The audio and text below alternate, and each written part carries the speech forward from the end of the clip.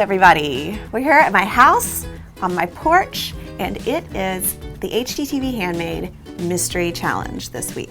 I opened the challenge box and found these shoes. There were no directions, there were no rules. It was just a pair of white canvas lace-up shoes. You know, there's so many possibilities that you could do with these shoes, but I kept coming back to a video I made last year where I did Sharpie tie-dyed pillows. And I just kept thinking about how, like, maybe I could Sharpie tie-dye the shoes and then ultimately come up with a DIY galaxy print sneaker. So the first thing we're going to do is start saturating the canvas with our Sharpies. I'm gonna start with purple. Now I decided to come outside to do this because even though Sharpies are non-toxic, they are really smelly and they will really stink up your house. So when you're doing your Sharpies, don't worry too much about getting Sharpie on the rubber because that should come off when we spray it with alcohol. And you really wanna make sure that you're totally saturating the fabric with your Sharpie. If your color is really light like that, you're not going to have enough of the dye to bleed and spread into the other colors.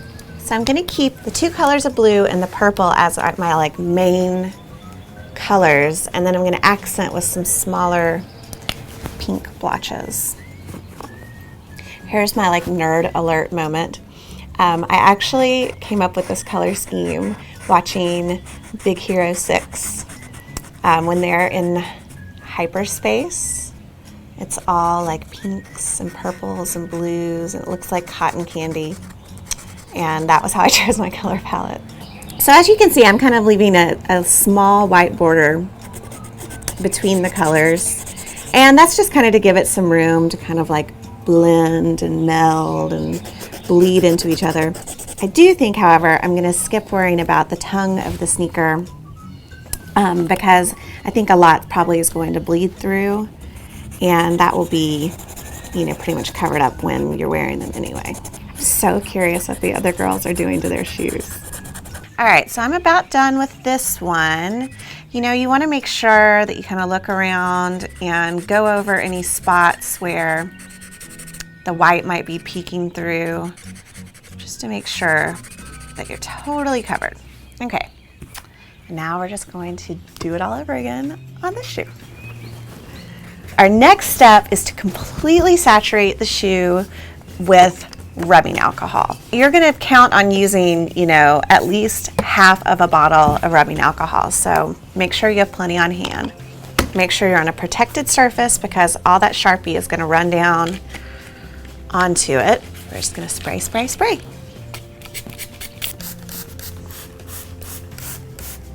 Now that's really soaked. It's going to take several hours to dry. So I went ahead and sprayed the other shoe so we could get to our next step, which is making it like the galaxy. All right, I rinsed my spray bottle out, and now I'm going to pour in some bleach.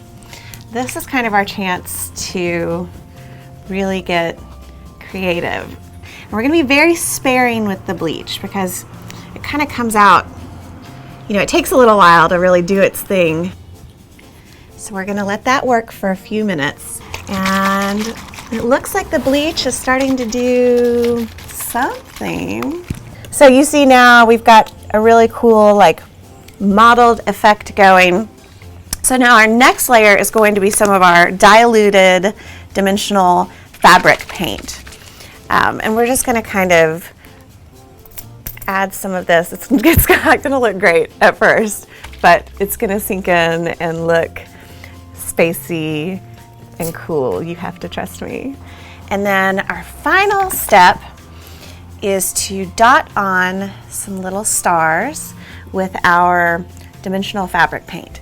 This is just what I had on hand, but I think the dimensional fabric paint is actually the way to go because one, I really love this fine tip for making the little stars, and two, because this canvas is obviously so porous and really sucks up, the alcohol and the bleach and the Sharpie and the paint, I wanted something that will definitely stand up and not soak into the paint. So take your dimensional fabric paint and just make some little stars. You can kind of have some bigger ones, some little ones. Don't overthink it.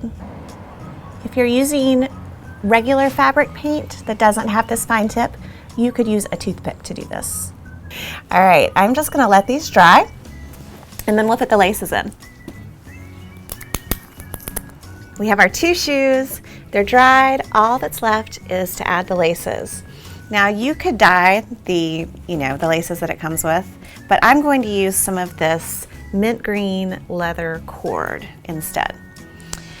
I recommend using the old laces so you know how long to make your new ones. All right, I think these bad boys are ready to go on my feet. I'm gonna put these on and I'll see you guys next week.